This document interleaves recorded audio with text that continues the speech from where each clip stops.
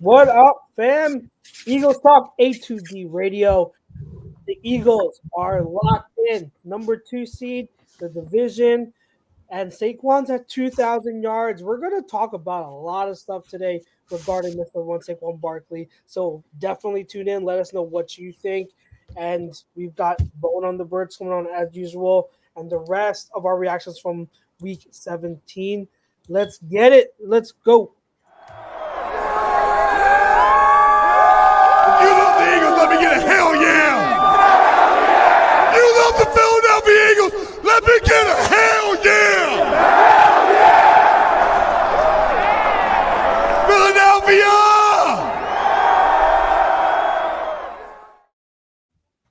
Eagles Talk A2D Radio. We are brought to you, as always, by Baggio's Bread, located in Mount Laurel, New Jersey, home of the best stuffed breads, tomato pie, sandwiches, cutlets, and meatballs. Make sure you mention us and get 10% off your in-store purchase. We are live coming at you. It's your boy Chucks. It's Brinks. It's PY, and the guy we haven't seen in weeks, maybe months. It's Mr. been a minute. It's been a good long minute, but happy to be here, man. Closing out the year. Yeah, and Pete, I'm excited because we'll announce it soon. But we got some. Me and you've got some big stuff coming up in a couple of weeks. So I'm decided to announce that as well. But to those who are tuning in, we appreciate you. We are excited here. We're pumped up because the Eagles have locked in the number 2 seed and nothing else. Like we are at the 2 seed. We've got nothing else to play for.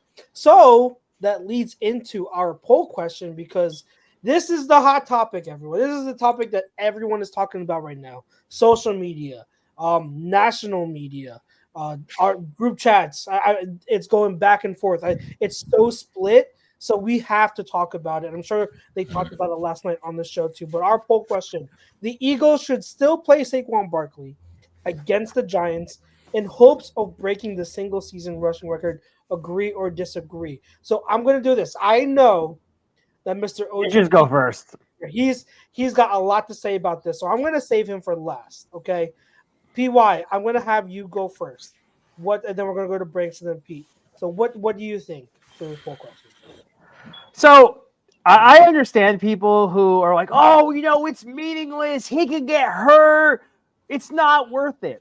Yeah, I understand all those facts and figures, but it's a yes. Like he has to play. Like I'm not saying you have to play him in the first game. Like a few games ago, he had 100-something yards in the first freaking quarter. He had 87 yards, I believe, in the first half this week. Like I'm not even saying you need to play him the whole game. Like give him the half. Give him this opportunity. This is a once-in-a-lifetime record. Like, he is going to be remembered. This is a 40-year-old record. He's going to be remembered because of this.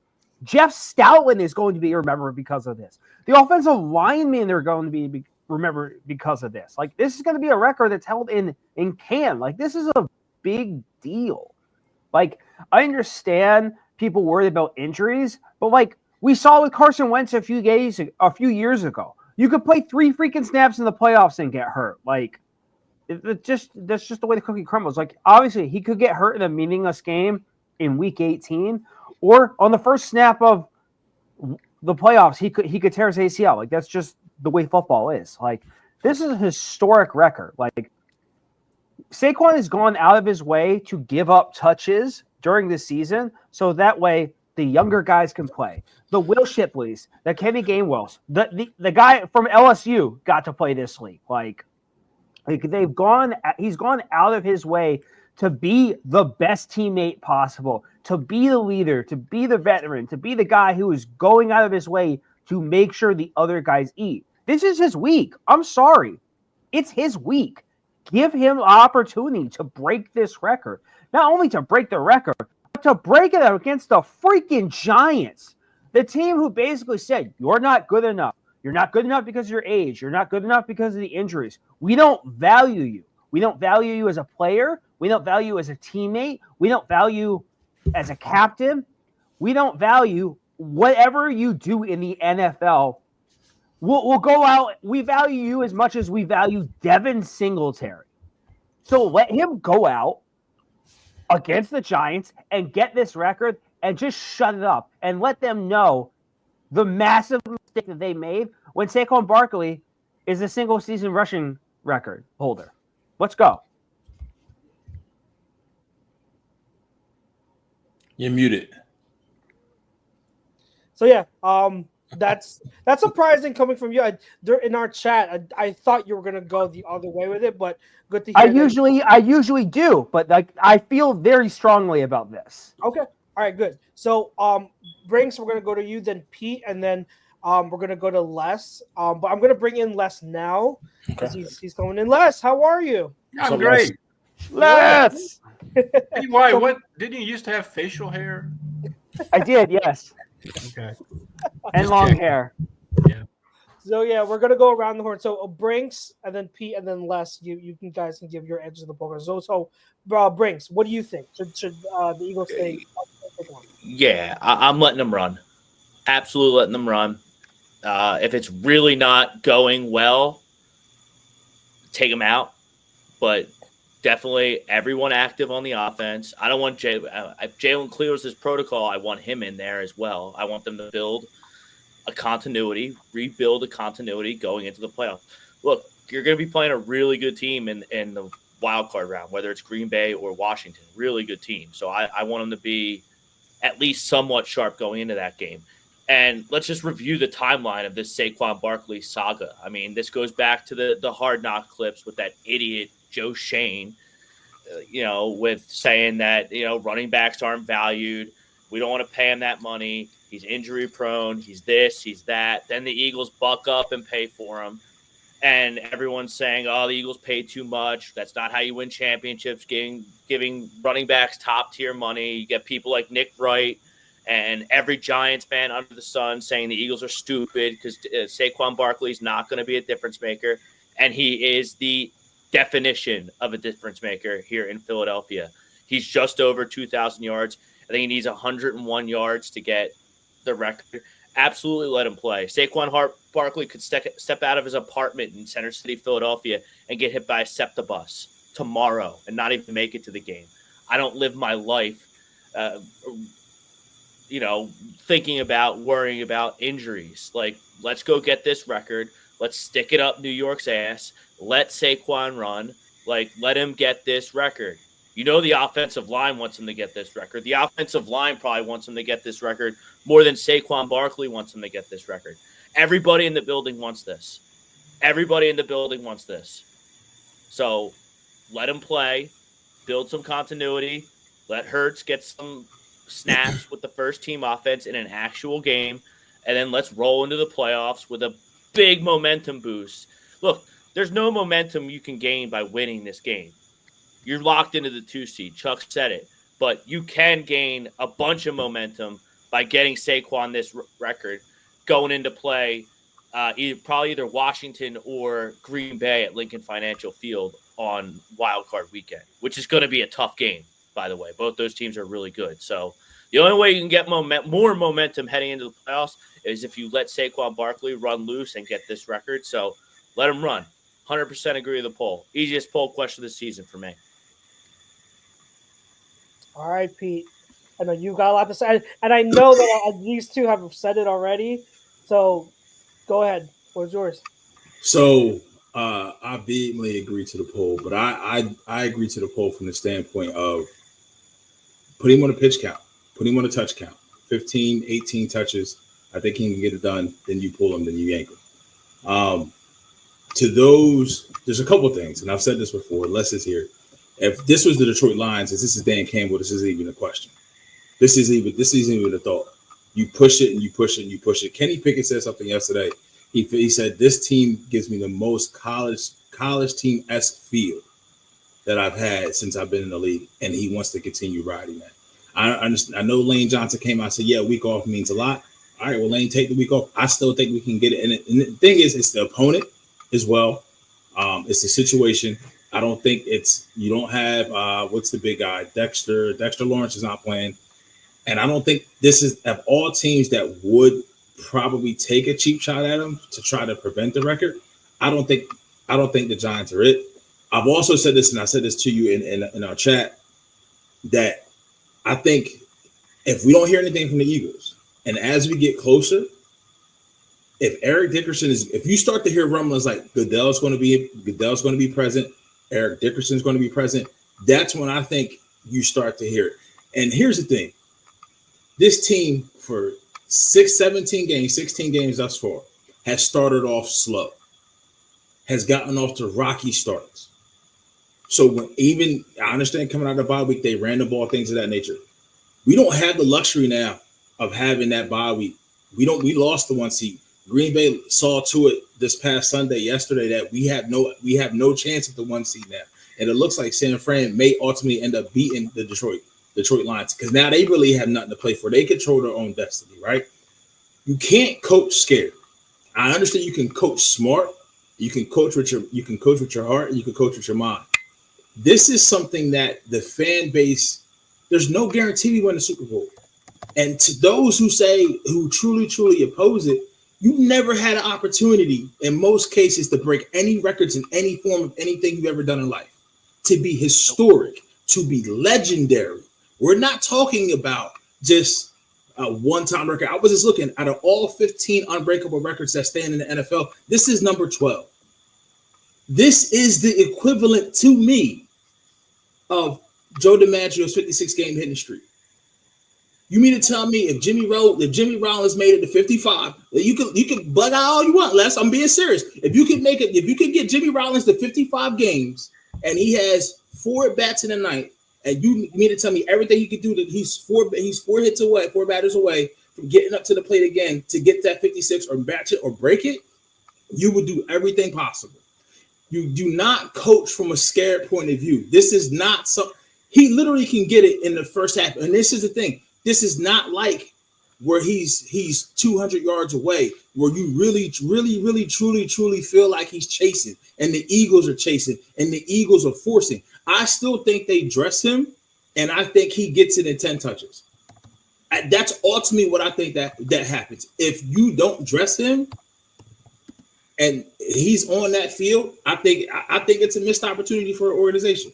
I really, truly do. Because of the fact of this is never going to happen again. In my lifetime, I don't think we're going to get that close. I don't think for him and his career, he'll ever get this opportunity again. And he's not going to be the type of person to put it on himself. I've heard other sides of the argument like, okay, so why did they sit him in the 4th? He could have got closer. I agree with that. In the first Giants game, he could have broke the record for the all-time single game or something else. He could have went for the single game rushing record, and he took himself out. And Nick Sirianni, we all seen it. Nick Sirianni went to him and said, "Hey, do you want this? You want this for yourself? No, let the young guys eat." That's all well and good. There's a time and place. I actually think this week in that locker room, his voice isn't even going to be the loudest voice for himself. I think it's going to come from others around him that are going to want to see this happen, because like PY said it, you're a part of history. If this happens, you literally are a part of history. You're not first line, but people are going to look and see who's on the team. You can't tell me when they Google Eric Dickerson and yes, he has a single season rushing record, you're going to find out who his lineman was. Yep. You're going to find out, you're going to live forever. Essentially, this is legacy making. In a game that, biggest thing, once again, for me, so also to a point is, I don't want this team to get lackluster and feel rusty, because we don't have, this isn't 2022. You don't have the luxury of coming a wild card round, even though you didn't have to play it in 2022. In the wild card round, you're not getting some chump 9-18 or 10-17. You're going to get an 11-win, maybe 12-win team. If you get the 11-win or 12-win Packers, guess what? They've lost to all the other good teams that have a better record than you. So you need to be on all P's and Q's, and I think you need to carry that momentum in. And I think you do that on the back of Saquon, just like you've been doing all year. Once again, if they pull him and they don't sit him, if they sit him, I think it's a missed opportunity. I think now I heard Schefter this morning saying, hey, you heard the kind of talk and the answers that they had after game. That's post game. I don't even think the levity of the situation has hit them as of that game yesterday. I think as it pertains overnight, I think, and as we get closer to game time on Sunday, I think the levity, what is at hand and how tangible it is, they don't have to go out the way to get it for him. He doesn't have to go out his way to get it for himself. at all. Like we're literally talking about 4 yards to carry, 5 yards to carry, and you know at any given time he could pop with 40, he could pop with 50, he could pop with 60, may even pop with 70. If it happens, it happens. If it doesn't, don't. But there's one thing that I live my life by: you miss 100% of the shots you don't take. 100% of putts that come up short don't go in the hole. Do you want to literally say, because what this season right now, if they don't win the Super Bowl and they don't go for the record, they don't dress, how do you think the whole team is going to feel after that? I don't think they're going to care about the rushing record. Like, they'll care about losing the Super Bowl. So, but for him, he would want to be more selfish. And I'm literally saying this from the standpoint of put yourself in his shoes. Put yourself in his shoes. Put yourself in his perspective. If we have a chance, he has a chance to break a record that has stood for as long as PY has been alive, if not longer, for longer than you've been alive. Chucks, and I don't know about you, Brinks. I don't know if you're over 40 yet, but I'm over 40. I know Les and me have been around. I didn't see it happen with Eric Dickerson, but I was crawling around doing Tyler Terrible 2 type stuff at that time when Dickerson broke the record. You may not ever get this again. And not only, and I know you have posted something, Chucks, about where the evolution of running back, this, that, and the third, but now it's a lot of running back by committees. There's very few 3-down feature backs like Saquon. They're coming back, though. And I want to say this before Les goes, with the schedule going to 18 games soon, the record's going to be broken. I forgot about the 18 games. Like, it took how many years of 17 games for now this record to be broken? Like, 18 games is coming, so the record's going to be broken again. So hold on, real quick. I see Daly in the comments, right? Hockey talk tomorrow. You mean to tell me right now? I just seen it this morning. Ovechkin is 24 goals away for breaking Wayne Gretzky's record. 24 goals away. You think they're not going to chase that? It's the hockey's a little. No, I don't care about chasing. He just came back from a broken leg. We're talking about chasing. He's going to chase it now. And this, what I'm saying to you is, they're going to go out their way to try to do that. In some cases, the Eagles don't even have to do that. And like I said, if this was Detroit Lions, we wouldn't even be having this conversation. Yeah, we have. I think we would. Yes. What do you think? Because I think everyone on that side has said agree. Yeah, I think you all are nuts. Me and you are going to agree. The only good point, though, the best point I heard is that it might mean a lot to Saquon. I would certainly, if I were Nick Sirianni, I would sit down with Saquon and really get a gauge, not what he says to the cameras, but how do you really feel about this? Is this hugely important to you? And that would affect my decision. But I can tell you right now, I'll give each of you $20 if he plays this Sunday. There's no way. That's crisp ridiculous. dollar bills, Les. Crisp dollar bills. Joe DiMaggio? No, this is. We're talking about a Super single Bowls season did Eric Dickerson never ever win? Who the hell even cares? I mean, it's a record, but it's not Joe DiMaggio's hitting streak. It's not, you're trying to win the Super Bowl here. If for several years when I was covering the Eagles offensive coordinator was a guy named Marty Morningwood. Mm-hmm. And Marty did a pretty good job. And he was trying to get a head coaching job again. He had been the head coach of the Detroit Lions very briefly. Mm-hmm. And he thought he should get another chance in the league. All you ever heard when Marty Morningweg's name would come up as a head coaching candidate was, this is the guy that kicked off at the start of overtime when you only had to kick a field goal to win in overtime. Both teams didn't get the ball. If Nick Sirianni sends Saquon Barkley out there Sunday, and he even pops a hamstring, it won't even have to be an ACL. At this point in the season, a 2 or 3 week injury ends your season. Yeah. If he hurts his hamstring Sunday, Nick Sirianni, the second paragraph of Nick Sirianni's obituary is going to be that he played Saquon Barkley in a meaningless game because of some record. They'll fire him on the the spot. Didn't win the Super Bowl. They'll want him fired on the spot. The most ridiculous thing in the history of sports. No. Now, if it comes between him and Saquon, if Saquon is like adamant that he has to do this, and it will really affect his demeanor and his attitude going forward, then I guess you have to somehow consider doing it. But I can guarantee you most of the offensive line doesn't want to go out there Sunday. They haven't had a bye in 12 weeks. And as far as being ready for the wild card, they'll be a lot more ready with the key players having a bye week than they will playing a meaningless game against the New York Giants. And I don't care about rubbing it in the Giants' faces or any of that stuff. I think it already has been made there. Yeah, the point's been made. The game is here. It's not in MetLife Stadium. You're not going up there and planting the flag or anything. I just can't imagine. I think the danger is very real. And like I said, even a minor injury, a high ankle sprain ends his season. I would not do it.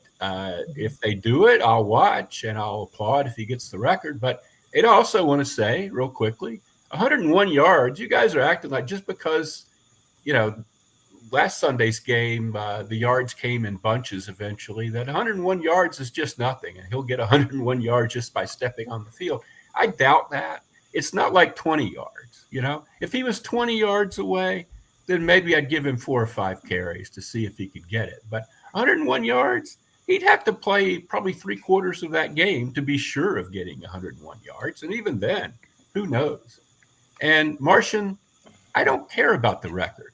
I didn't enter this season even having – it would have been hard for me to tell you what year Eric Dickerson set the record. I knew he had it, but who cares? I don't. This is about the Eagles season. Yeah. So Les, I figured you and I would be on the same page because I know P and I in our chat we went back and forth, and the thing is with me, I declare myself as Switzerland right now. I'm because I trust and I will go with and ride with whatever the team decides. I think a lot of it has to do with how do the players feel about it. I'm confident that I'm confident that Saquon really wouldn't care. You know what I mean? I think I genuinely believe in when he says the record would be awesome, but he really has his mind, his sights on a Super Bowl. So I don't think he's really going to be that much right now. We did hear Jordan Mailata after the game say he's going to push for it. So that's one lineman that said it. But then Lane said Dickerson was talking about it on WIP tonight, how much he wants this for. He wants so that's the other thing. So how much do these players want? If that's a big deal, then maybe so. If that's a big deal for players and to Saquon, then that might change my. It's still a risky, very chancy idea, but that's the thing. If we, I don't know for certain what the conversation is with the players and the coach, because at the end of the day, no matter how the players feel, it's Sirianni's head on the line. If like you said, Les, if Saquon even gets a little bit dinged up, no one will want Sirianni to live the next day. He is not going to make it to the playoff round. I guarantee you, with how this would any of you feel you're not going to want him to see the first game of the playoffs. I'm not it's going to be really, really bad. All of the stuff that Sirianni has, all the good stuff he's done this season to resurrect his reputation from last year, that's out the window if something happens to Saquon. So it's very risky. And he has 345 carries, isn't that right? 340 something. So that's a lot. It depends on how the players feel. If they really want to go with it, and Sirianni is going to put their trust in them, I'll root for them, and I'll be like, all right, I trust it. I'm gonna be nervous as hell, but I'll trust it. And I'm good with it. But at the same time, I'm not going to ignore how monumental of a risk it is. Because, it's a record, but that record's probably going to be broken, like I said, with the 18-game schedule coming on. It's a record. Eric Dickerson never won a Super Bowl. And the guy that had it before him, O.J. Simpson, never won a Super Bowl. Yeah, and it's a record that's irrelevant to the mission. Yeah, exactly. And so I don't think that like we can go and say like, this is. I honestly think like to Peter, what you said, like if we don't win the Super Bowl, then like we have to have a consolation prize, or at least we have to like, what's the season going to mean? Like they're not going to care. They're not going to look at the record and be like, oh, well, at least I have the rushing record, like, or at least now I regret not going for the rushing. I don't think they're going to. I don't think it's going to be in their minds if they lose in the playoffs or losing the Super Bowl. They're going to be mad that they lost and didn't win a Super Bowl. That's what it's come down to. So like, I am in the middle. I trust what this team is going to do, but I don't think we can get our eye off the prize and say like, oh, just go for the record. Like the risk is monumentally high. And remember, guys, last year in Week 18, AJ Brown hurt his knee and was out the playoff game. So let's not act like major injuries don't happen in the last week. So it's so difficult, and I know that like you can say like, oh, but he could get hurt crossing the street.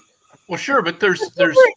Like there's necessary and unnecessary. Yeah, exactly. You have to cross the street. You don't have to play in a meaningless game in Week 18 or whatever the hell it is.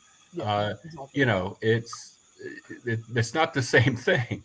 It's an unnecessary risk, but if they do it, like I said, I'll support it, but I just can't imagine from a practical standpoint, having been around the NFL, and I'm setting myself up to look like a major idiot here, but I just can't. I'll be flabbergasted if he steps on that field. I really will. And I know we had like Joe Banner has his rep with a lot of people. He went out and said that like he would be shocked if this organization, who has prided themselves in team goals, goes out and tries to pursue this. And then also, I believe Jimmy Kempski said the same thing, and Jimmy's still very, very plugged in as a day-to-day beat writer guy, which I'm not. Zach Urban said the same thing. He said, Zach said, like, as a fan, you want to see him get it, but he'd be surprised if they actually try to get it. So, like, it's a hot topic because as a fan, like, you want to see it. Like, absolutely. But I really think a week ago people were more realistic about this. I think winning that game yesterday so big over the Cowboys got people kind of giddy, where people are like, "Oh, let's do it. Let's fly to the moon and eat ice cream." I mean, it's just like the world isn't wonderful just because the Eagles beat the Cowboys 41-7. It's not. Are we sure? The possibility of nothing bad ever happening again is less than zero. And another point, like to the whole like, oh, we need to be fresh and like I don't want us to be rusty. That's a tough topic because it is. I'm sure you covered it like early 2000s. It was a constant thing where like, especially in the 2004-2005 season, and like Reed rested his starters after week 13 or week 14. Yeah, they didn't play the last 2 or 3 games of the regular season. Right. Everyone was like, "What are you doing? They're going to be rusty. They haven't played in nearly a month." But hold on. Wait. And they came out against the team was completely different. Let me finish. They came out against the Vikings and they were completely fine. We've seen but at the same time, we have seen other examples in the NFL where a team does have a week or two off and they are rusty. My point is not one or the other. I'm saying it's a tough argument to make because we've seen both examples. So it's not like I think that's true. And it could go either way. It really could go either way, but I really think rested players are a pretty good bet. I hear you. I'm 100% with you. We're all better rested when we do work when we have vacation. What I'm saying is I'm going based on what this team has shown you through 16 games and the points that they have scored in the first quarter. That's what I can care less about history. Wipe it, use it as toilet paper, and throw it out the window. That's what I'm saying. I'm talking about for this team, and you're coming back with a quarterback who has now played in 2 games. Now, Jalen's a different subject. He might. Would you send him out there for a series or two? I don't know. I mean, he's played a lot of games this season. It's not like he's been off. And he's taken a lot of hits. I think he was concussed in the first Commanders game. Yeah, that's interesting that you say that. Yeah. let's talk about that a second. It was somebody brought up after the second Commanders game what Jalen said after the first game, which was, "I beat the protocol," which, and he was wearing dark glasses as he said this. Yep. He was talking to what's his name, Scott Van Pelt on ESPN with the Yeah. And he was doing the thumbs up last week after getting concussed. I said, beat it this time. He happened to get up and he was right face to face with the official. I wonder if he had turned the other way, if he would. Right, he didn't see his eyes, which I'm glad he didn't. But still, and I also want to preface it before we move on. My thing is, when in this poll question, I've said this: not dress him, not even to attempt. I think is a fault. Put him on a carry count, 10 to 12. If he doesn't get it in those whatever their pitch count is, whatever that touch count is, if he doesn't get it, he doesn't get it. But at least you can say you tried. Mm-hmm. For a little bit, yes. No, I do want to bring up one thing from history. In 1998, now this wasn't for the record, this was for 2,000 yards. 1998, the Denver Broncos were 14-1 heading into the last game of the season. Absolutely nothing to play for. It meant a lot to Terrell Davis. It meant a lot to the offensive line. I have it right here. He went out against the Seattle Seahawks in a meaningless game. They won the game 28-21. He got 178 yards rushing, putting him over 2,000. He needed $170, so he had finished the season with 2,008 yards. Nobody got hurt. Everything was fine, and the Denver Broncos won the Super Bowl. That's a good precedent. So there's no reason why this team can't win a championship and have that record. You can have both. It's okay to be selfish. You can. It's okay. You're not guaranteed both just because that happened in 1998. Yeah, you can. Absolutely. Yeah. I'm sure we all would love that. I mean, we all would love the rushing record, any other records we can get, and then win the Super Bowl. You want that, but I mean, like you can't. There's no way to, like you said, there's no way to guarantee it, and that's just inherent risk. I mean, like we could look back. It could be after 5 p.m. on Sunday next week, and everything is sunshine and rainbows. They're all healthy. Saquon got the record, and we can be like, oh, everything is good. But again, hindsight's 20/20. Like you don't know going into it, so it's a matter of preparation. So it's a hot topic, and if I'm going to go off of how the poll question is worded, because you guys know how I like to do that, should they still play Saquon? I guess I'll mildly disagree, but again, I'm open to it. Will they play Saquon? Like, will they do it? If I'm making a prediction based on what I think Nick Sirianni and the team will do, I do not think they're going to play it. I don't think it's going to happen. So. Yeah, that's kind of where I am. I probably disagree a little more strongly than you. Like I said, I wouldn't tear my hair out. I don't have that much if they did, but I strongly don't think they will. That influences my thinking. I think, Lester, there's some glory in the team and the organization that breaks the record too. I just don't see it as that big a deal. I don't see individual records unless it's Roger Maris's home run record or something. It's just not. It's a team game. They're trying to win a Super Bowl. It's so, as we very well know here in Philadelphia, it's so incredibly difficult to do that. You might think right now that you're set up to contend for it for several years, but I've been through that so many times, and it's never true. It's it never. The next year is never what you think it's going to be. Mm-hmm. You got somebody mentioned Washington being a good team, and Jaden Daniels in years to come. Mm-hmm. That's going to be a huge problem because he's going to be the best quarterback in the division. And I'm not trying to slight Jalen Hurts at all when I say that, but that guy's going to be like a Hall of Fame level. Looks like to me, all pro. Stay healthy through 16 games. Yeah.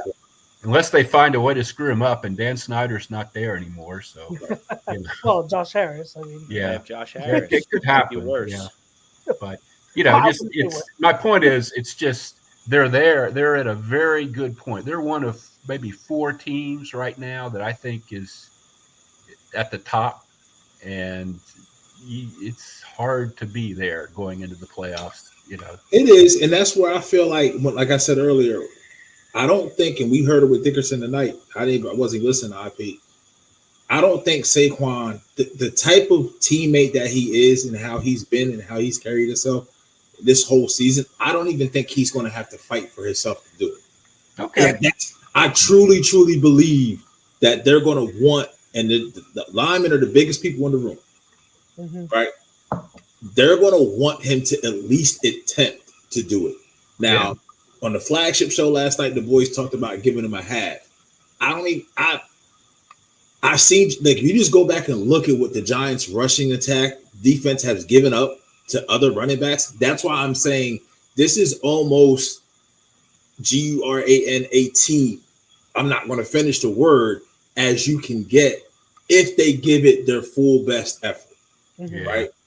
And it's just one. I don't want to get one of those offensive linemen hurt either. I mean, I don't think you can sit all of them because you don't have that many roster spots, but you can certainly sit Lane and Jordan, and and let Davis Price or somebody get a lot of carries Sunday. That's kind of what I'm looking forward to myself, but maybe I'm wrong. I wonder, and I don't know much about it, like the context of what the 1984 Rams were, like where they finished, what was, like how he got. I know he got it on like 400 carries or somewhat, but I don't know if that they didn't have, like in that era of football, if they didn't. They have went to the Super Bowl in like 80, I think, and they weren't. They lost badly. Yeah, no, 80 and 79. I guess the year before the Eagles, whatever the year before the Eagles was, before the Jaworski Super Bowl. I think, was it Rams? Somebody, I don't know. Rams Steelers or something. And that's the thing. Like, I see a lot of people saying 2K this, 2K that. We're not talking about video games, people. 2K is special, and he got that. Yeah, he definitely got that. But just knowing, like, I have records that I own in my area for 18 and under bowling. Like, and I had to do certain things to get that. Now, it's nowhere near this. I'm nowhere near that. But when you have the opportunity to do that for him, and he, like I said, he may not have felt it. He may not have felt it then. He probably feels it now. Like, there's not, as much as we sit here and say, like, we don't know what this team's window is going to be at. For him as a person, this might be the only chance he has to do this. You're right. Exactly. And if you have, just think about it. Anything you do in life, if you have one shot, one opportunity, what would you do? I'm not getting 8 Mile. This isn't that. This isn't B-Rabbit. I think if you gave Saquon a choice between, do you want the running record this year or do you want a Super Bowl ring? I would take the Super Bowl. It's the same thing. I mean, he might not have another chance to get that either. We don't know. Or can't we have both? Pete, the 1984, the 84 Rams, they went 10-6 and they lost in the wild card round. So they had a good team. Yeah, I don't remember that being a great team. That was back the quarterback that Jim Rome got, Everett, called him Chrissy, right? Was that Chris Everett? Yes, don't call it Chris. Jim Everett, that Jim Rome Everett, called him Chrissy, and he flipped the table over before you guys were born. But Chris Everett was the pitcher, right?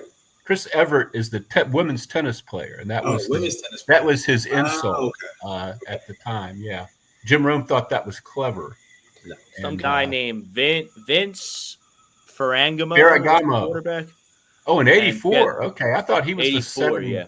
Okay. Well, it was still Ferragamo. Jeff Kemp looks like he got hurt at some point, and Jeff Kemp, their backup, had to play. Former Eagles quarterback Jeff Kemp.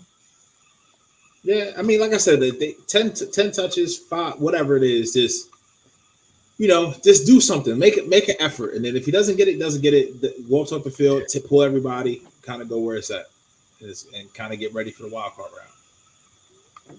Yeah, I think I'm with Tom too, because like after the game, I was like, oh, I'm feeling it. Like Les was saying. Well, I didn't expect him to get his Yeah, like you're on a high, you're like, oh, I'm feeling it. Let's just go for it. But then like you calm down. I calm down. I'm like, Actually, no, I know there's a risk to it. So, like, Tom, I hear you. Like, it's I wasn't sure he was going to get 167 against Dallas. I didn't know what was going to happen in that game.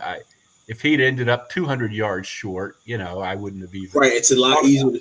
And remember, those carries yesterday, those yards, like those didn't start coming in bunches until like third quarter because it was like some 3, 4, 5 yard carries and things of that nature. And then all of a sudden, here's a point that I think needs to be made about that. The Eagles didn't really start. I mean, they wear teams down, yes, but the score got out of hand, and that was part of it. The Dallas turned the ball over so much that the score got out of hand, and I think Dallas got discouraged. Those yards weren't coming in the first half. He said discouraged.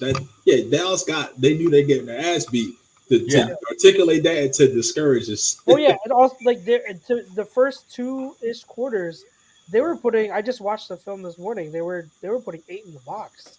Yeah, so they were loading the box a lot, and if not 8, like they were 7 with a creeper coming in late. But like they were doing what Washington did, but as opposed to last week, and they were doing it fairly effectively until the turnovers started piling up. This week the Eagles actually capitalized on the turnovers instead of not. I mean, they've had 9. Like, to think about that, they've had 9 turnovers in the last 2 games. Yeah, which is a little bit scary because I'm firmly in the camp.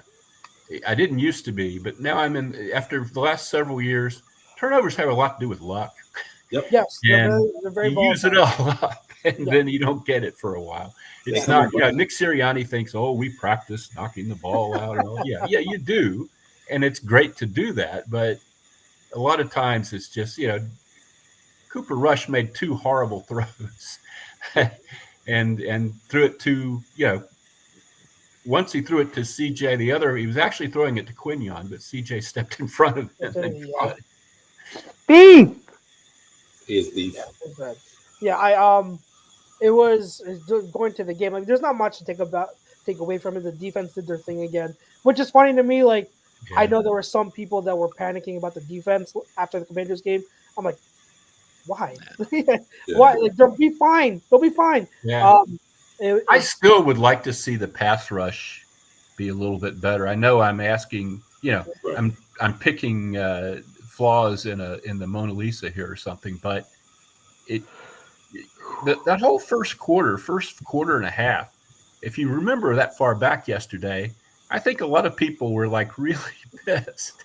I mean, the defense and the offense were terrible, except for the pick 6. The defense then went several drives without really stopping anything. And I think that's my biggest takeaway from yesterday is not so much you said the pass rush. For me, it's the run game. Like, I don't know what it like. Donald they don't stop the run until they get so far ahead that the other team stops running it. They really don't. I mean, it's the guy yesterday that I never can remember that guy's name. He's not Ezekiel Smith anymore. Or Ezekiel Elliott anymore. Rico Dowdle. Dowdle. Yeah, Rico Dowdle. That guy, 27. Yeah. He was just really he was getting more yardage than Saquon was getting in the first half. Yep, and that's what worries me, especially when it looks like you're going to play Green Bay. Yeah. And one thing Green Bay does well is their power, and it's a traditional power run game. It's not no outside zone. It's not no stretch. LaFleur, it's a traditional run game, and he can do other stuff off of that. I still think even if we play Green Bay, I still think we beat them. Because this is Jordan Love, and he just does dumb throws every once in a while. And they're somebody called them a Jekyll and Hyde team. They are very Jekyll. That's exactly what they are. And that might be better for the Eagles than Washington. Yeah. Although I don't know. I still think the Washington win last week was kind of a fluke. As much as I respect they've had 3. They've had 3. I don't think there's that much there offensively. Other than Jaden Daniels, I don't think Zacchaeus is going to. Zacchaeus just had the game of his life yesterday. Yeah. Yep. He's had the 2 best games, but now that win may do more damage for them because now guess what? They don't get a familiar opponent. Yeah. If I'm Dan Quinn, I may feel more comfortable coming to Philly to play Philly as a 7 seed. Now I'm the 6 seed. Guess where you got to go? You got to go to LA. Yeah. You got to play the Rams over there, and the Rams, that defensive line, they're starting to gel, and now you got 2 weapons, and you got a system, and Kyron Williams is going to probably get a touchdown, and you got Matt Stafford, and you got Sean McVay, so you may not get out of the wild card. Now, still a successful season for them because it looks like they found a quarterback in the future. So then, in that point, then from there, so we got what you may get the Lions in the divisional round, right? Yep. Well, with Washington last night, I mean, it's easy just to look at the drive that Jaden Daniels led in overtime and be like, "Oh wow, look at that!" And it was great. And kudos to Zach Ertz and so on and so forth. But if you watch the end of regulation, they turned it over. They went 3 and out, gave it back to Atlanta, and Atlanta should have won the game. Yes. Atlanta completed a pass to midfield and then took like 20 seconds off with 2 timeouts left. To get back up to the line of scrimmage. And they were by the time they snapped the ball, the Penix realized that he was in such trouble that he just threw the ball over his receiver's head out of bounds when the guy was wide open 20 yards downfield. He wasn't even looking at him. He just chucked it out there. Guy, like, you have no idea. And then their field goal kicker was like 5 yards short on a 56-yarder. Atlanta, they had the ball. Pass. If they had called a timeout, completed one more pass, Atlanta wins that game in regulation. I do not know what is Raheem Moore like. He is a seasoned coach. He's been in this league for a long time and been a really good coach for a long time. And it wasn't even just the end of the fourth quarter. It was the end of the second quarter too, before halftime. I wasn't watching them, but I do know about that. Yeah, he wasn't using his timeouts and just like, Raheem, you have timeouts. What are you doing? What are you doing? Like, I the end of the game thing. The only thing I can figure, and I don't subscribe to this very much, but the only thing I can figure is, he's got the rookie quarterback in. Maybe he was thinking that if it was Kirk Cousins, maybe he was thinking they could get up there and get the ball snapped in 10 seconds less than they actually did, and that then it might make some sense to hold on to the timeout. But they didn't. It took forever. It was just agonizing. What were you going to say, Brinks? They had a play. I don't remember. It was definitely the second half down the stretch, but I think Ray McLeod took the ball all the way down, and then they tried to do a direct snap to Bijan Robinson. He snapped it all the way over his head. They snapped it. They ended up turning it into a field goal, but that was they were second. They were right there. They would have been right there. They were right there. Yes. Yeah. Bijan's running wild. They're clicking. They feel like coaches feel like the timeouts don't carry over to the next game. That's one thing that I wasn't on with you boys. Obviously, it's been a while. But from the Commanders game, on defense, we had 2 timeouts left, and Commanders were rolling. And it was like a fourth. It was one of the 4th and 2, and they had to. It was one where they got the 12. And when they took the lead, it was 27-21. And I'm like, you see, we can't get off the field. Call a timeout. You can use them on defense to reset them and kind of. Care if they go up tempo, our guys need to breathe. In the same situation, he said Eberflus, right? He copied Eberflus. That was unemployed. Yeah. I don't know what Raheem. I wonder if Nick could have called a timeout on the 12 men on the field when they were trying to get Slay off the field. That's the one. I'm like, call a timeout. Yeah. You can see it and Fangio's in the booth. You can see it. Especially if it's use the timeout. You lose the game on the last second touchdown, and you have 2 timeouts in your back pocket. Yeah, like especially if it's the first half. Like, you don't get extra credit. They're not rollover minutes. I know, right? You don't carry them over to the second half. You get 3 in the first half. So if there's something, even if it's because everyone got on Andy for this when he was in Philly, because he would burn, he would see something wrong. He would burn them unnecessarily. 5 minutes into the game, be like, "This is not what we want. Yeah. This is not what we want. We're gonna call a timeout." Like everyone would get mad. It's like it's the first half. Like I get it. You want to have 3 timeouts at the end of the half, but it's not like you're burning it. So you don't have something 2-minute warning at the very end. Mm-hmm. So especially you're totally right about the timeout, especially first half. And then I will say the one thing out of Sunday Night Football before you move on, Penix has a cannon.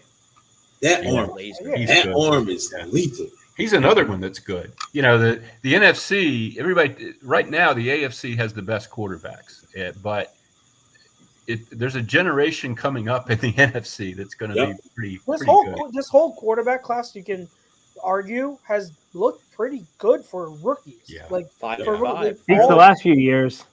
Yeah, they all look they have promise. So that's awesome. Yeah. As a football fan, like you like to see it. Like they all look they have promise. The league needs it. You're right. Yeah, they definitely need an influx. I mean, listen, man. I hate to say this, but when's Jalen's out? Because he may be like from a throwing standpoint, arm talent wise, he may be down the list. Yeah. He brings a lot else to the table, but just from arm talent, if you could give Jalen Tanner McKee's height and his arm, you'd have the best quarterback in football. Oh my God! That one throw, I think it was the touchdown to Pitts to tie the game up. That throw, laser. That was a laser. And Kyle Pitts caught it. It was unbelievable. Kyle Pitts has been so quick. It was on him so fast, dude. Yeah. It was a great throw, great play. Disappointing that a 2-1-5er like that, repping the Bucks County, is just such a stinky bust. That was the last draft that I covered with the Inquirer. I used to go to the draft. That was the draft that was in Cleveland, and that was the Devontae draft, the AJ Brown trade draft. So that was a big deal. And Kyle, everybody thought he was going to be. There was nobody that didn't think he was going to be a transcendent tight end like a Kittle, a Kelsey. Right. And I don't know. Part of it is quarterbacking, but part of it is him. He just doesn't seem to have that in him, to be. Play last week where he just bounced it up in the air to the Giants guy, and they got to pay. Come on, dude. Yeah, he had a good rookie year, and then sophomore year he got hurt, and then he's never been able to put it together since then. If you ask me, because by reports that I've seen, Atlanta's probably going to move on from him. If you can acquire him for cheap, try to see if you can resurrect his. Absolutely. There's got to be talent. It's going to be a Russell Wilson situation. They're going to just be a whole bunch of dead money on Atlanta, and he's going to go to the Titans or something, the New York Giants. Who knows? And I bet you he does well. Yeah, we could use him when Dallas Goedert is hurt the next 8 weeks next year. We need a tight end. I'm sorry. Are we talking about Pitts or Kirk Cousins? I'm sorry. Pitts. Okay, sorry. Never mind. But Kirk Cousins, that's a really interesting situation there, boy. That's they put themselves in a pickle, man. They did. Yep. They really did. And it's almost like it took them from free agency to the draft to realize maybe we shouldn't have did this already. I had buyer's remorse, but they've had it all year because that's why you drafted Penix. Yeah, and this kind of should have just played it out, and then that extra money on the books, you could have did something else with it or brought it. We had a comment on the screen there real briefly that Atlanta was criticized for drafting Penix. What I recall is they were questioned not for drafting him, but because they'd already gone out and done this thing with Kirk Cousins, and it didn't make any sense. It was weird because people liked Penix. I liked Penix. I don't think anybody didn't think he was a top 10 type draft pick, but you just signed a quarterback for a lot of money for several years. Yeah, that's the thing because he was Kirk. It wasn't even like a 1-year contract; it was a multiple-year contract for a lot of money. So if you're going to ride out that contract, or at least most of it, you're not taking advantage of the rookie money that you get with Michael Penix. That's what was weird about it. But he's playing now, which was the right move. I could have argued it should have been done weeks ago. Yeah. Mm-hmm. But he's in there now, and they'll eat the dead money from Kirk, and we'll see where Kirk goes. But Kirk, the thing is, Kirk has to show he's healthy. He can't move. We talk about statue quarterbacks. Kirk Cousins this year was as statue of a quarterback as he was Joe Flacco. Yeah. It was bad. So he's got to show he's healthy. Even Joe's not that swell right now. No. It's bad. So, anything else from the Eagles Cowboys game before we let you go, Les? N'Kobe. I know N'Kobe. So real quick, that's what I wanted to say. We talked about the rush defense of the Eagles kind of lacking. I think a factor in that is N'Kobe not being there. Yeah, I think they did better when they played Trotter Jr. than when Oren Burks was out there personally. But, that's not a real – I didn't go through the film and really buttress that opinion. That was just my offhand observation watching the game. Yeah. But, yeah, N'Kobe needs to be in there. They need to get him back. I hope that groin thing isn't anything serious. It lingered. Yeah. Yeah, he needs to rest too. And I think with the defense, the run defense, I get the concern, but like they're going to be the type of defense that defends the run from a too high shell most of the time. Okay, so you're going to have the high safety that has to come down. That's why safeties are so important in this type of scheme.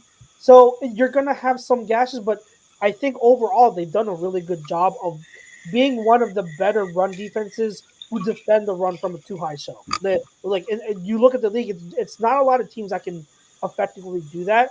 So overall, I'm not worried because even though they might have some lapses here and there, the run defense will do what they'll have enough negative plays to where now you're forcing the offense to get into down and distances that are longer, which is what you want to play into. So that's the key.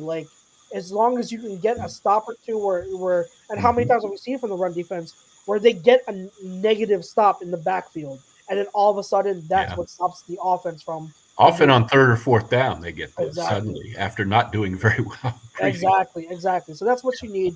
That's what and it has as much to do with the defensive line play as it has to do with the gap integrity, the linebackers and the safety. So I think they'll be fine. And the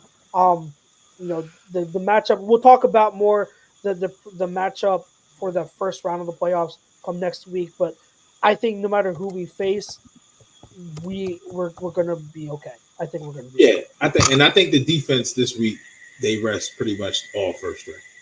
Yeah, basically. Yeah. And I think Q definitely needs it. I think that's yeah. I think he's hitting that rookie wall. Unless he wants to get a but he's giving up 2 touchdowns. I mean, the touchdown last week, the McLaurin was bad, but he was slipping and sliding a little bit yesterday. I don't know what that was all about. Yeah, so I definitely think for him, it's it would be welcome. Yeah. All right. Thank you guys. It's always fun. Absolutely. Good to see you again. I didn't see you over before the holiday break. I hope your holiday was great. Been great, yes. And Happy New Year to everyone. Happy New Year to you. All right. We'll see you next week, and we'll prep for the Eagles playoff game in the wild card round. All righty. Thanks again. Yes. That's Les with Bone on the Birds. Always great to have him. Remember, guys, check in Baggio's Bread. Make sure you mention A2D to get 10% off your order. We've got a few minutes left. Anything else you guys want to cover from the game or from week 17 of the? I mean, there weren't that many games from Sunday. We had a lot of Christmas games and Thursday night game, which was a snooze fest. We had the Saturday games. So any last minute thoughts? Joe Burrow is a bad man, and do not let them. We all know. I think there are 6 teams in the AFC playoffs that want to see the Bengals sitting at home. Yes. I have it straight. And one of them is in Kansas City. So they need the Broncos to lose and the Dolphins to lose. And obviously they have to win. Their game is on Saturday night against the Steelers. Okay. Pickett playing with broken ribs, man. The problem is the Chiefs have clinched everything. Right, and they're playing. Isn't Carson starting that game? Yes, he is. Yeah. There's no reason. There's no rushing record there in Kansas City. So there's no. Well, there is a Carson Wentz Appreciation Day. Well, is that game in Denver? Yes, it is. Yeah. So I mean, Denver's very formidable at home, and the Dolphins are at the Jets. So that I could see the Jets winning that game because the Dolphins, if it's cold, whenever they go north, it could. That's a good point. It seems to go bad for them because they're from Florida, obviously. But there are 6 teams in the AFC that want to see the Bengals sitting at home. Yeah. They're cooking right now, and their defense has been awful all season. But over the last 4 games, I feel like I've watched them a lot because they've been on a lot of primetime stuff, and they've been better. They have been better. They have been better. Here's a question to pose to you. We're talking about the Bengals. If they somehow make it into the playoffs, should Joe Burrow get MVP consideration? No. Sure. I Jared think Goff he should should. get I think Joe Burrow too. should. If we're going off of the definition of the award, the most valuable player, the player who lifts a team the most, despite the surroundings and whatnot, and they have to be a playoff team. If you're going off of that criteria, I think Joe Burrow should get consideration. He has arguably played the best quarterback play. You can say in the same tier as Lamar and Josh, but considering how bad that defense has been, I think Joe deserves at least recognition and mention in that. I think he does. I agree with you. If you want to look at sheer numbers, like Josh Allen's third. Yeah. Joe has better numbers and Lamar has better numbers. Now there's going to be that stupid voter fatigue with Lamar, and then obviously you have our boy Saquon in the mix. But Saquon not going to get MVP because he's not a quarterback. That's what I'm saying. If he breaks the record Sunday, he has to be for either he wins MVP or he's second. He's not going to win MVP. He's not going to win MVP. He's not going to win MVP over quarterback. Where would this team be without whatever two X thousand yards? You can say that about all 4 of them. They're not going to do it. The voters are not going to do it. It's a quarterback award. They're not going to do it. But like the Ravens, you can do that for the Bills are nothing without Josh Allen. The Bengals are nothing without Joe Burrow, and the Ravens are certainly nothing without Lamar Jackson. So well, that's the quarterback. I'm saying Saquon doesn't get as much, not just because of the position, but we've heard it all year. What's around him? What's around him? What's around him? And I'm like, dude, still 2,000 yards. Like, it doesn't happen often. I think that's where you get a conversation of, then he's the offensive player of the year, because how it's supposed to be defined is offensive player of the year is the best offensive player in the whole league. MVP is the one has been the most value to their team, to a winning team. And that's why, oftentimes it's now become a quarterback award, because you look at the quarterback as being the one that lifts the team the most. Yeah. Now, do I think Saquon deserves to be in MVP conversation? And you got to talk about absolutely he does, because I don't care how good the roster is. There are games where we won because of him. We literally won several games because he showed up and made huge runs. So I 100% agree. But I'm just how the voters do this is Saquon's offensive player of the year. Now, to go back to your original question about Burrow, I think he gets consideration, but from the eyes, I think even though the numbers are third, it has to be Allen. Allen doesn't have what Lamar, he doesn't have the complement of what Lamar and Joe has. Like, Burrow has the next best thing, if not right on par with what Jalen has to throw to. But but then how about on defense? The Bills have a better defense, far better defense. It wasn't as good as it is as it's playing now. They went through the rough spot.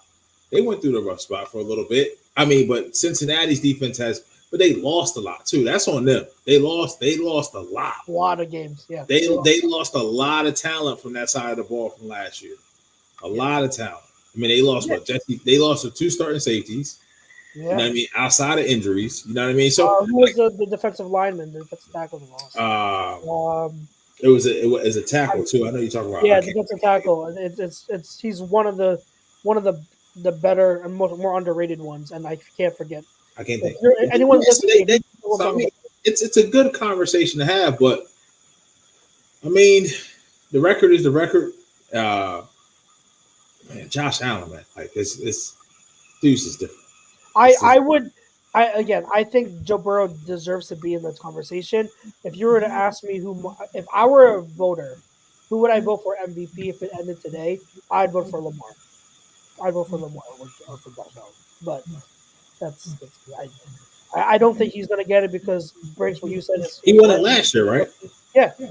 He'd be a 3-time MVP. So I don't think the league is going to. Has anyone ever? Rodgers won back-to-back once. I think he went back-to-back. So. Manning had to have in Indianapolis. Yeah, I think he went back-to-back too. Possibly, yeah. Yeah. I know Rodgers is the most recent one I could think of that went back to back. I don't think did Brady ever win it? Brady's never won the MVP award. I think maybe once. No, when he went one. Yeah, Did he win got all them 07 when they went touchdowns. 16 Yeah, and 1? 07. He Okay. So Packer, Rodgers, Favre, Manning, Montana, and Jim Brown. Back to back. Okay. All right. John Harvey does says might as well add Jared Goff if you mentioned Burrow, Sam Darnold as well. I don't think so. Because Darnold maybe his numbers are ridiculous. They're Goff and Darnold. And I had this conversation with someone online too. And it's a good conversation, but if I'm going to look at how they're performing, Burrow is performing at a tier above what Goff and Darnold are. Goff and Darnold are playing really good ball. Really good. I hate having the conversation to where someone will tell me, oh, but like you're disrespecting what they're doing. No, they're playing amazing ball. But if I were to look and compare, Burrow is playing in a tier above what those two are playing at. It's the conversation in terms of quarterback play recently is it's Lamar, it's Allen, and it's Burrow in a tier of their own. And then you have Goff and Darnold. So that's my point. So, yeah. Anything else from Week 17, guys? Before we wrap up, I think all roads lead through Minnesota to the Super Bowl. Yep. I don't see how Detroit can beat Minnesota. I don't. Not in Minnesota. Not in their current design. No. Yeah, but the They're too banged up. The most slept on is the defense. The defense is, Minnesota defense. Shout out to Cam Bynum, Filipino Illinois, safety for the Vikings. Love him. little high school musical special yesterday. There we go. As someone who's done that dance, I appreciate it. I want to give him a shout. If look up his stuff on Instagram on YouTube, like it feels good. And he did an interview with Pablo Torre too. It feels good to have someone finally represent the Filipino culture as much as he is. His wife is from the Philippines, and during the off season, he goes to the Philippines to live there during the off season. So and he does football camps in the Philippines. So it's awesome to see an ambassador for the game in the Filipino, bring it to the Philippines. Hopefully the Eagles send in there in January and not February. Yes, yeah. But yeah, that's all I got. The rest of the night, I think, or the rest of the week. Week 18 should have some fun games here and there, but I think it'll be a nice and relaxing bye week for us as Eagles fans, and then we'll prep next week for the big first round of the playoffs. Woo! And for those of us listening, I'll give you guys a preview. We're gonna announce it. We're gonna have an announcement post on Wednesday. But for those who are still listening now, Pete and I, Mr. OG Pete, will be coming out. We will have an NFL show coming to ATD Radio. It will be a pre-recorded show, so it's gonna be like podcast format. You'll catch it. We'll be recording probably on Tuesday nights to be released on Wednesday mornings. So you can have it during your commute on Wednesday mornings. But it'll be an NFL show with me and Pete, and then our aim is to have guests on frequently. So if you're looking for more football content outside of just Eagles, if you want to talk, I know Jonathan Harvey, you had some great comments here about with Cincinnati and everything, Atlanta, awesome stuff. If you are interested, and if you have anyone else that's interested in a football podcast on ATD Radio that isn't an Eagles fan, starting next week we've got our show. So tune in and give us a shout out and check us out. So that'll be coming next week, and the announcement will be coming on Wednesday. So yeah, excited for that. That's going to be great, especially for draft season. It's going to be absolutely fun. But for myself, for Pete, for PY, for our sponsor, Baggio's Bread, located in Mount Laurel, New Jersey. Make sure you mention ATD Radio for 10% off your in-store purchase. Check out all the shows we got on at ATD Radio for the rest of the week. We got a show every day of the week for you. So until next week, go Birds. Go Saquon Birds. Love you, Saquon. Happy New Year, fam. Saquon Barkley, baby. 2K. Break that record. Peace out.